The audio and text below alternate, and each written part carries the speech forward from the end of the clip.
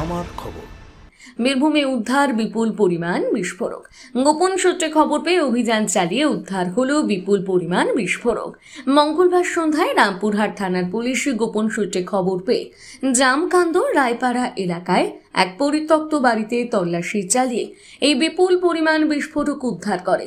Police সূত্রে জানা গিয়েছে উদ্ধার হওয়া সামগ্রীর মধ্যে রয়েছে 54 বস্তা অ্যামোনিয়াম নাইট্রেট, 3 বস্তা ভর্তি 790 পিস জিলিটিন স্টিক, একটি ব্যাগে 1700টি ডেটোনেটর এবং 4টি প্লাস্টিকের বস্তায় 300 মিটার করে লাল রঙের ইনসুলেটেড তারের 16টি রোল। পুরো ঘটনার তদন্ত শুরু করেছে রামপুরহাট থানার পুলিশ। উদ্ধার হওয়া বিস্ফোরক কি উদ্দেশ্যে এবং কারা সেখানে রেখেছিল তা জানার চেষ্টা করছে। কি নাম আছে আপনাদের? কি নাম? আপনার নাম কি? কৃষ্ণ দাস। আমি রামপুরহাট থানার অফিসার, ঠিক আছে? আমি সিট করছি, সব দেখেন। তোমার ধনঞ্জয় রায়।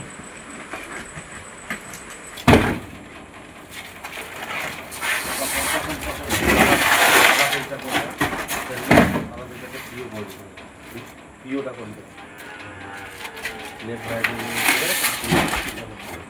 যে আইও আসবে।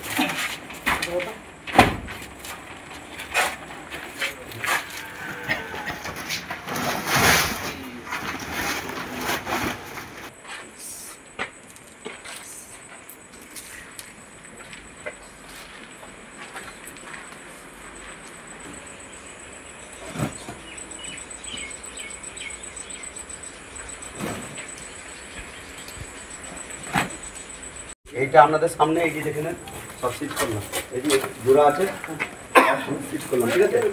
এটা বাড়ি জামকান্দ থানা রামপুরহাট। মোবাইল নাম্বার আছে আপনার? আমার কাছে কিন্তু নতুন সিম জানা। আচ্ছা ঠিক আছে, দেখি ফোন কর। নাম্বারটা বার করে দেবো, দেখে দিচ্ছি। আচ্ছা আপনি আসছেন এদিকে। কি নাম আপনার? বীরভূম, মুর্শিদাবাদ ও বর্ধমান অঞ্চলের মধ্যে প্রথম ডেক্সা স্ক্যান পরিষেবা শান্তিনিকেতন মেডিকেল কলেজ ও হাসপাতালে।